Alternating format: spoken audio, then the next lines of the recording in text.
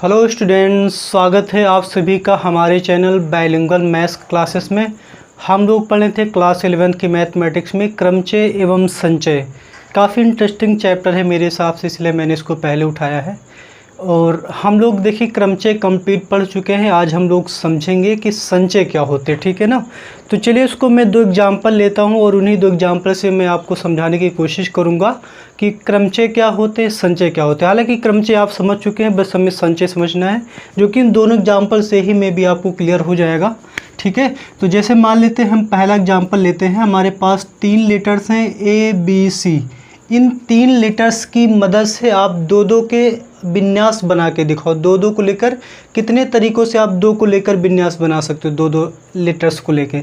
तो आप क्या किए, आप A और B को आपने लिया तो एक अरेंजमेंट AB बना दिया और एक अरेंजमेंट BA बना दिया, ठीक। या फिर आपने क्या किया, इन दोनों को ले लिया तो आपने एक अरेंजमेंट BC बना, एक अरेंजमेंट CB बना दिया, ठीक है।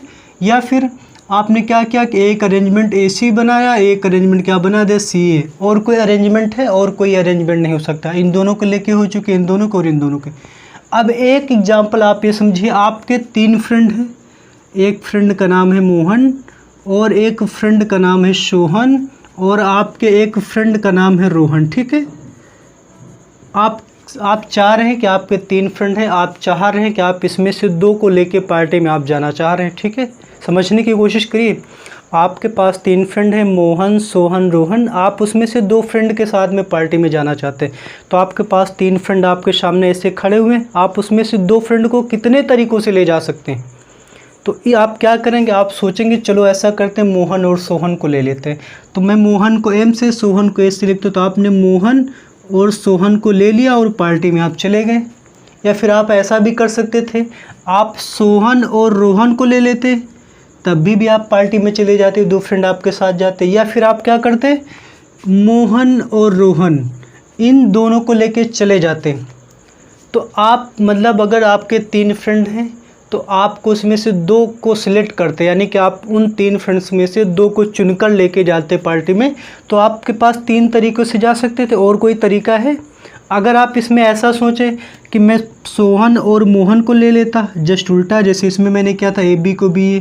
या फिर मैं पहले रोहन को लेता फिर सोहन को लेता, या फिर रोहन को लेता फिर मैं मोहन को लेता। तो भाई एक बात मुझे बताओ, अगर हमको 2 फ्रेंड को पार्टी में लेके जाना है तो मैं चाहे मोहन सोहन को लेके जाऊँ या फिर सोहन मोहन को लेके जाऊँ, कोई फ़र्क पड़ता है तो दोनों एक ही बात ना, समझिए ना। यानी मैं मोहन सोहन को लेके जाऊं या फिर सोहन मोहन को लेके जाऊं, तो इन दोनों में कोई डिफरेंस नहीं है। भाई हमारे साथ हम 2 फ्रेंड को लेना चाह रहे थे, तो 2 फ्रेंड चाहे मोहन सोहन के हैं चाहे सोहन मोहन के, कोई फ़र्क पड़ता? कोई फ़र्क नहीं पड़ेगा। इन द सेम में यहाँ पे सोहन रोहन को ले जाऊँ या फिर रोहन सोहन को ले जाऊँगी, इन दोनों में भी कोई फ़र्क नहीं पड़ेगा। भाई दोनों एक ही चीज़ है, हम तो 2 फ्रेंड को लेके जाना चाहते थे ना। और वही चीज़ यहाँ पे मैं देखूँ, जो मैं चाहूँ तो रोहन मोहन को लेके जाऊँ या फिर मोहन रोहन को लेके जाऊँ, इन दोनों में कोई डिफ्रेंशिएट है? कोई डिफरेंट नहीं है। तो यानी ये दोनों बातें इसमें सेम मैटर करती हैं, यानी इन दोनों अरेंजमेंट में कोई फ़र्क नहीं है। बट अगर ये चीज़ हम ऊपर देखें तो इसमें AB और BA ये दोनों अलग अलग बातें थी, BC और CB ये दोनों अलग बातें हैं, और AC और CA दोनों क्या है, अलग बातें हैं। देखिए मैंने किया कुछ वैसा ही काम है। तो अगर यहाँ पे देखिए आर्डर मैटर कर रहा है, मतलब इनका अगर मैं आर्डर चेंज कर दूँ, AB को मैं BA कर दूँ, तो वहाँ पे जो होता है इसमें ऑर्डर मैटर कर रहा है। लेकिन यहाँ पे मोहन सोहन को लेके जाओ या सोहन मोहन के लेके जाओ, कोई फ़र्क नहीं पड़ता।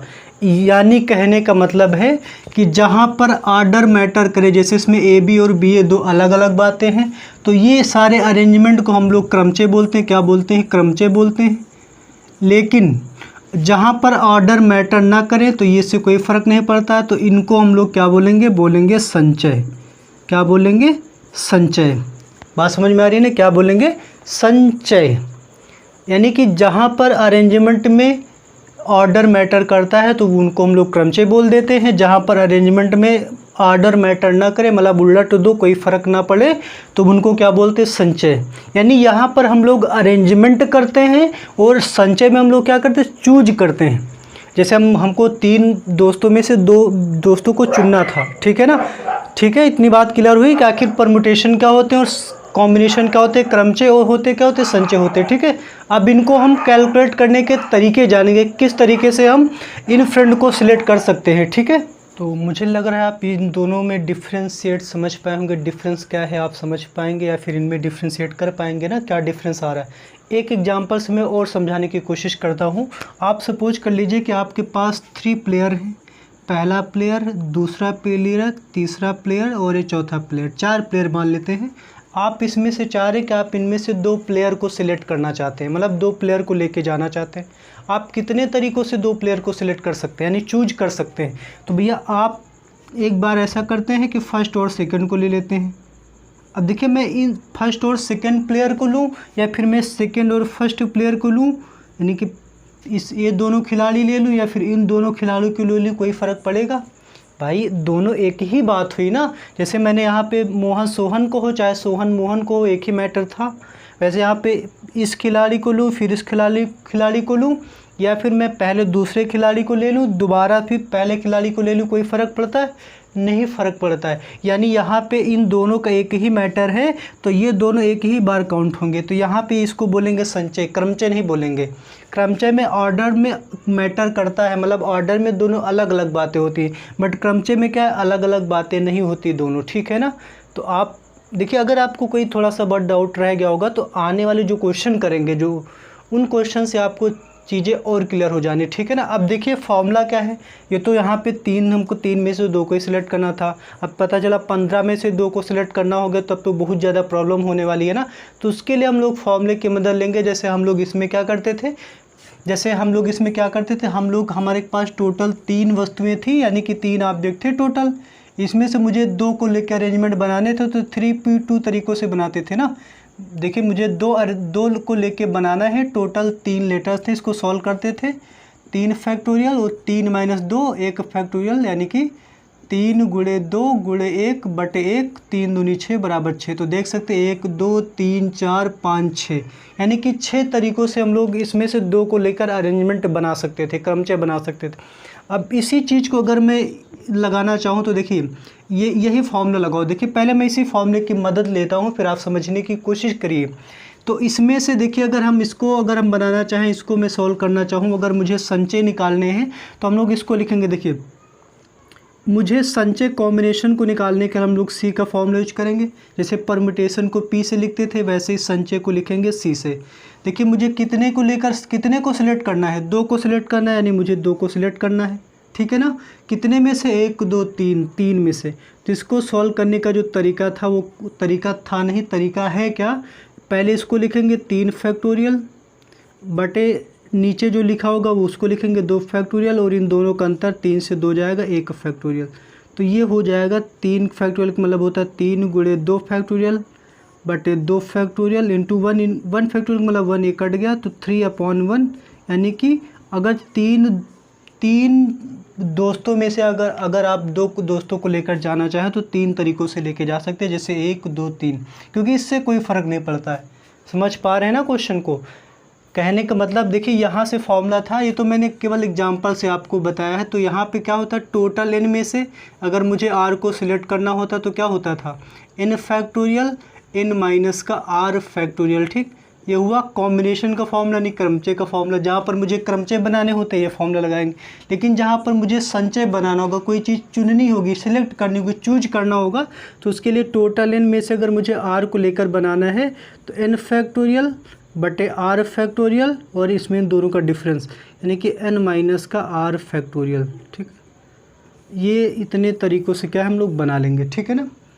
अब देखिए थोड़ा सा फ़र्क है दोनों फॉर्मूले में। यहाँ पे n - r फैक्टोरियल, यहाँ भी केवल r फैक्टोरियल क्या है, यहाँ पे और आ जाता है। क्योंकि आपको समझ पा रहे क्यों r फैक्टोरियल से हम लोग डिवाइड कर देते हैं, क्योंकि ये दोनों सेम मैटर करते हैं, ठीक है ना। अगर आप इसको नहीं लेंगे, इतना ही सॉल्व करेंगे तो ये सारे अरेंजमेंट आ जाएंगे, मतलब टोटल आ जाएंगे। तो ये दोनों सेम मैटर होता है, तो इसको हटाने के लिए जो हम लोग क्या कर देते हैं, r फैक्टोरियल से डिवाइड कर देते हैं। तब ये जो दोनों सेम होते हैं ना, तो ये वाले हट जाते हैं, मुझे एग्जैक्ट आंसर आ जाता है, ठीक है ना। तो हो सकता है अभी आपको ये चीज़ बहुत अच्छे से क्लियर ना हुई हो, ठीक है ना। तो डोंट वरी, मैंने आपको कहा है कि आप क्वेश्चन करेंगे तो सॉल्व करते करते आपको क्या है क्लियर हो जाएगा। यानी जहाँ पे इन दोनों में कोई मैटर ना करे, इनको पलट दो तो समझ जाओ वहाँ पे मुझे संचय ये वाला फॉर्मूला लगाना है। अगर इन दोनों में मैटर करता है तो क्रमचय लगा देना। हालांकि अब हम लोग कब संचय ही पढ़ेंगे तो सब में ये फॉर्मूला लगेगा, तो क्वेश्चन करते करते आपको आइडिया लग जाएगा। ठीक है, तो चलिए फिर हम लोग एक्सरसाइज सॉल्व करते हैं, फिर देखते हैं। मैं आपको फिर बता दूं, मैं क्वेश्चन लाइन वाइज नहीं लूँगा, समझने के अकॉर्डिंग आगे पीछे क्वेश्चन लूँगा। ठीक है, तो देखते हैं कौन सा क्वेश्चन मुझे पहले लेना है, बट बिफोर दैट उसको मैं रफ कर देता हूँ।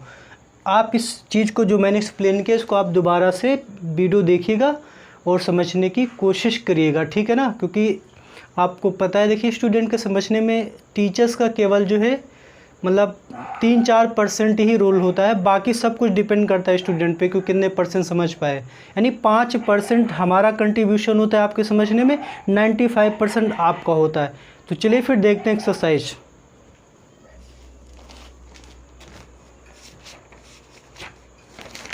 तो चलिए फिर एक्सरसाइज 7G सॉल्व करेंगे। बट एक बार मैं बता देता हूँ, जैसे मान लिया टोटल n डिफरेंट वस्तुओं में से मुझे r वस्तुओं को सिलेक्ट करना है, तो कितने तरीके से होंगी, n फैक्टोरियल बटे r फैक्टोरियल n माइनस का r फैक्टोरियल। इतने तरीक़ों से मैं जो है r वस्तुओं को सिलेक्ट कर सकता हूँ, चुन सकता हूँ टोटल n वस्तुओं में से। आप जैसे 11 खिलाड़ियों में से आपको 9 खिलाड़ी लेके चुनने हैं, तो आप यहाँ पे टोटल 11 खिलाड़ियों में से 2 को लेके सिलेक्ट करना चाहेंगे तो इस फॉर्मूले से निकाल सकते हैं कि 11 खिलाड़ियों में से 9 खिलाड़ियों को कितने तरीके से आप चुन सकते हैं। ठीक है ना, क्योंकि वहाँ पे पहले 2 को लिखो, यानी पहले दूसरे को चाहे दूसरे पहले को चुनो, बात एक ही होती है। तो क्वेश्चन करते हैं। 7G का पहला क्वेश्चन है।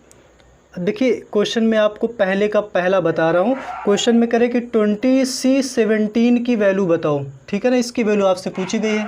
तो ये मेरा n हो गया, ये क्या हो गया, r हो गया, तो NCR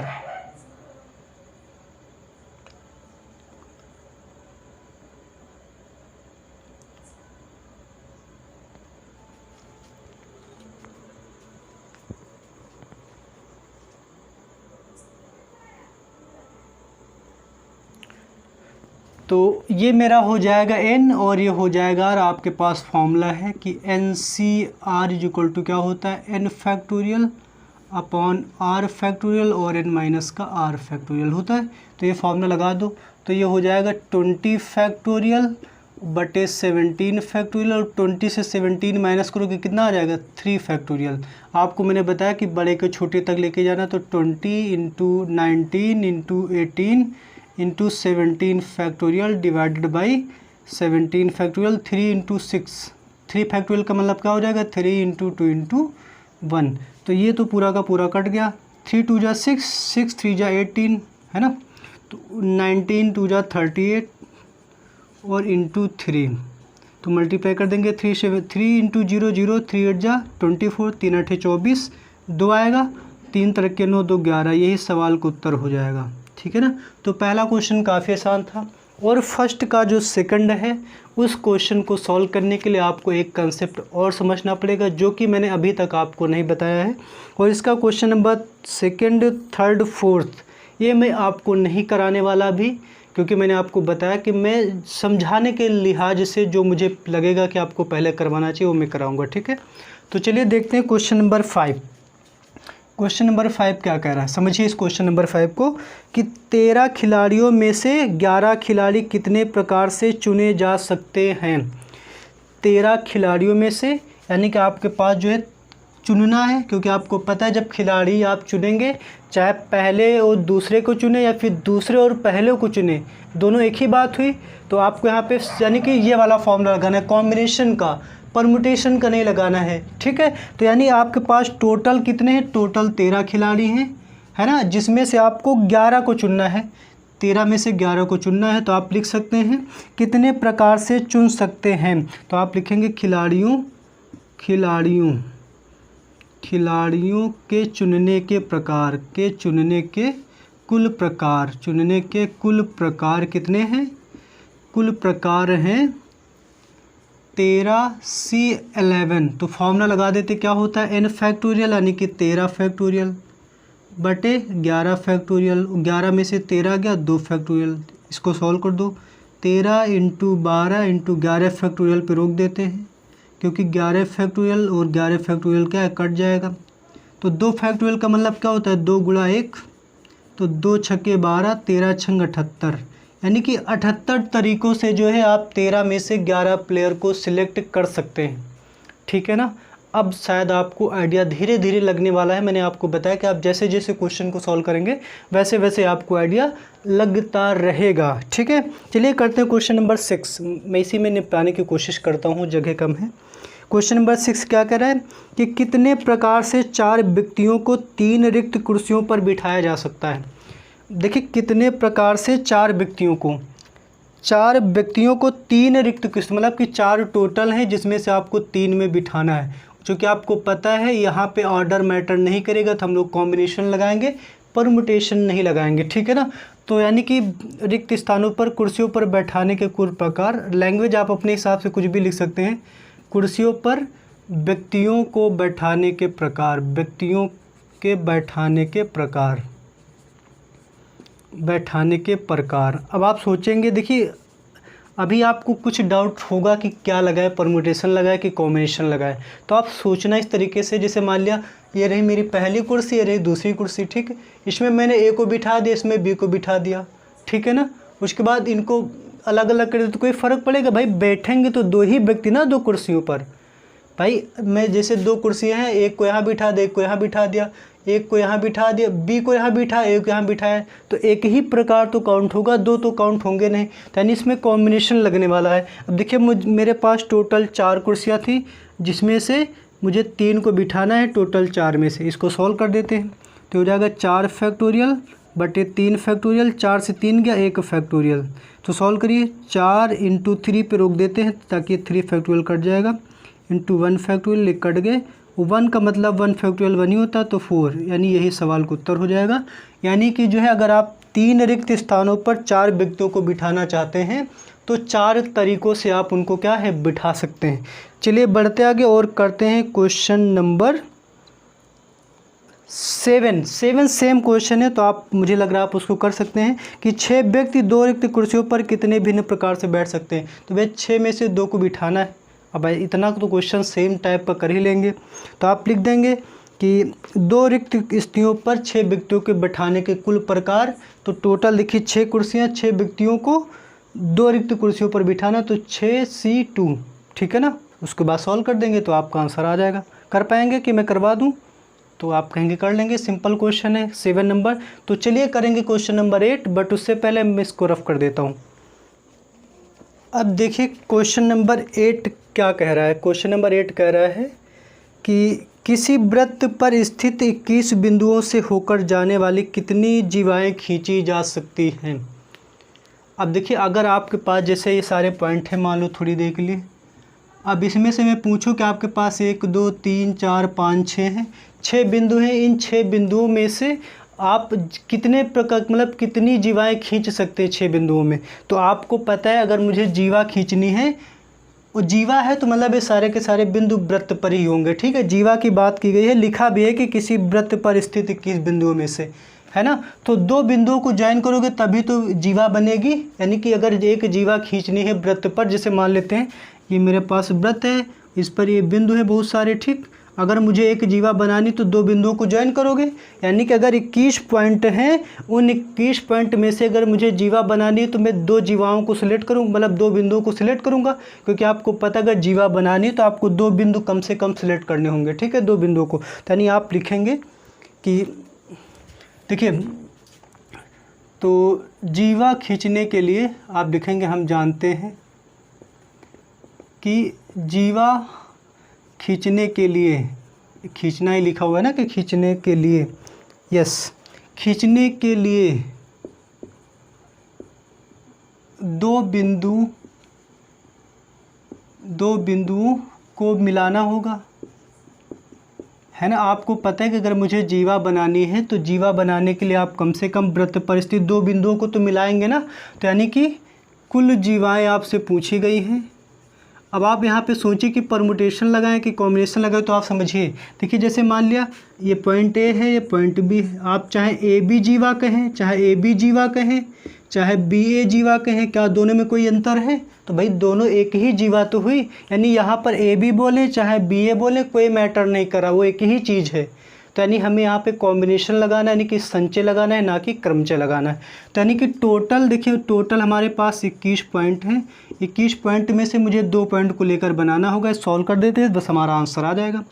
तो कुल जीवाएँ 21 फैक्टोरियल है ना, जैसे n फैक्टोरियल बटे r फैक्टोरियल, r यानी कि 2 फैक्टोरियल, और 21 से 2 गया यानी कि 19 फैक्टोरियल। बड़े को यहाँ 19 तक लेके जाओ, 21 गुणे 20 गुणे 19 फैक्टोरियल बटे में 2 गुणे 1 और 19 फैक्टोरियल को ऐसे रोक देते हैं ताकि ये दोनों कट गए। 2 से मैंने काटा इसको 10 बार में, तो 210 यानी कि कुल 210 जीवाएँ खींची जा सकती हैं। अगर हमारे पास 21 बिंदु हैं वृत्त पर, तो कुल कितनी जीवाएँ खींची जा सकती हैं? 210 जीवाएँ खींची जा सकती हैं, है ना।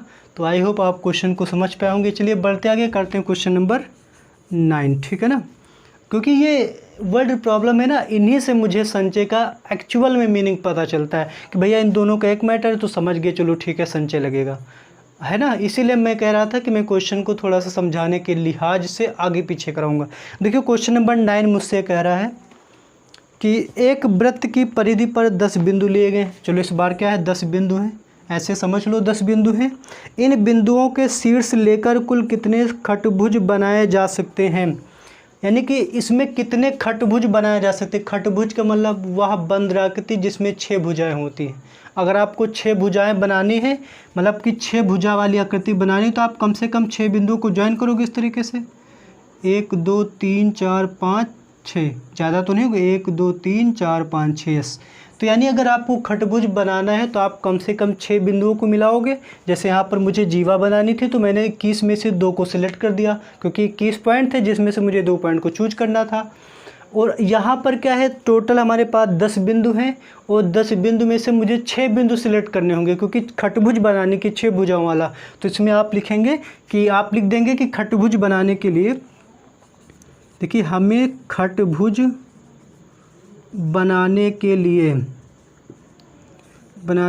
6 बिंदुओं को मिलाना होगा। यानी कि अगर हमें खटभुज बनाना है तो कितने बिंदुओं को मिलाना होगा? 6 खटभुज को, ठीक है। तो टोटल 10 में से हम 6 बिंदुओं को सिलेक्ट कर लेंगे, तो कुल खटभुज हो जाएंगे, खटभुजों की संख्या ये हो जाएगी। इसको सॉल्व कर दो, क्या हो जाएगा, 10 फैक्टोरियल बटे 6 फैक्टोरियल, 10 से 6 गया 4 फैक्टोरियल। इसी को सॉल्व कर देना, 10 को लेके जाओ 6 तक, 10 8 7 इंटू 6 फैक्टोरियल, 9 रह गया था तो मैं 9 को इधर लिख देता हूँ, ठीक है। यहाँ ऐसा करते हैं, ठीक से लिखते हैं, 10 into 9 into 8 into 7 into 6 factorial divided by 6 factorial. 4 को ब्रेक करो, 4 इंटू 3 इंटू 2 इंटू 1, तो ये कट गया। तो 4 से कटा 2 बार, इसे 2 से 2 कट गया, 3 से काटा 3 तरक के 9, तो क्या बचा 10 इंटू 3 इंटू 7, 7 21 यानी कि 210। इसमें भी 210 ही आंसर आ रहा है। यानी कि 10 बिंदु अगर हैं किसी भी वृत्त की परिधि पर और मुझे खटभुज बनाने हैं, तो कुल 210 खटभुज बनने वाले हैं। तो मुझे लग रहा है कि आपको क्वेश्चन समझ में आया होगा, है ना। अभी भी आपको थोड़ा बहुत तो डाउट रहेगा कि आखिर कहाँ पे NCR लगाना है, कहाँ पे NPR लगाना है। अरे एक चीज़ तो मैंने आपको बताना भूल गया कि जैसे NCR है ना, NCR, इसका सही जो रीडिंग करने का तरीका मैं आपको पहले भी बता चुका हूँ, CNR है। इसको हम इस तरीके से भी लिखते हैं, CNR। आप इस तरीके से लिखें चाहे इस तरीके से लिखें, दोनों मैटर एक ही हैं, क्योंकि आपकी बुक में अब पता चला इसकी वैल्यू पूछेगी तो मतलब इसकी वैल्यू आपको बतानी, तो कोई खास फ़र्क नहीं। रिप्रेजेंट तरीका है, इस तरीके से रिप्रेजेंट करो चाहे इस तरीके से, लेकिन हम लोग इसी तरीके से यूज करेंगे और सारे लोग ऐसा यूज करते हैं, इसलिए इसके बारे में मुझे याद नहीं रहा, ठीक है। बट अगर आपकी बुक में ऐसा लिखा है तो मतलब ये है, बात वही है, ठीक है ना। तो आई होप, मैं उम्मीद करता हूँ कि आज के क्वेश्चन आपको समझ में आए होंगे, क्योंकि आज के लिए इतना रखते हैं, वीडियो की लेंथ काफ़ी ज़्यादा हो गई। अभी इस चैप्टर में देखिए बहुत कुछ समझना है, इस कॉम्बिनेशन में आप बस बने रहिए मेरे साथ, आपको समझ में आएगा। देखिए मैं आपको बता दूं कि मेरे जो मैं समझाऊंगा तो उसमें टाइम लगेगा। मैं डायरेक्ट कोई चीज़ नहीं बताता कि भैया चलो ये सिलेक्ट करना तो ये फॉर्मूला लगा दो आ जाएगा। मतलब आपके अंदर फीलिंग आनी चाहिए वो कि आपको क्या यूज करना है। आपको पढ़ते पढ़ते आइडिया लगेगा, और जो चीज़ थोड़ा टाइम पे आती है वो आपको पता है स्ट्रॉन्ग होता है, जो चीज़ हम तुरंत समझ जाते हैं, है ना। आपको भी ऐसा कभी एहसास हुआ होगा कि जो क्वेश्चन मुझसे 2 बार 3 बार गलत हुआ है, यकीन मानिए कि सारी शिक्षा क्वेश्चन मुझे वही दे के जाता है। जो क्वेश्चन हमसे कई बार गलत होता है तो सारी शिक्षा मुझे उसी क्वेश्चन से मिलती है, यानी कि उस क्वेश्चन से मुझे बहुत कुछ सीखने को मिल जाता है। तो यानी कि जो चीज़ें हम लोग गलत कर करके या फिर टाइम ले के सीखेंगे तो वो मेरा स्ट्रांग होगा, ठीक है ना। तो इसीलिए मैं आपसे कह रहा हूँ कि मेरे समझाने के तरीके में हो सकता है थोड़ा बहुत टाइम लगेगा, लेकिन जिस दिन आप समझ जाएंगे तो उस मामले में परफेक्ट भी हो जाएंगे, है ना। तो फिर चलिए फिर मिलते हैं अगले वीडियो में। और वीडियो आपको पसंद आया तो मैं फिर से करूँ, आप फ्रेंड्स से रिलेटिव जो भी पढ़ने वाले हैं आप उनको शेयर कर दीजिएगा, है ना। तो चलिए फिर मिलते हैं अगले वीडियो में, और वीडियो देखने के लिए बहुत बहुत धन्यवाद।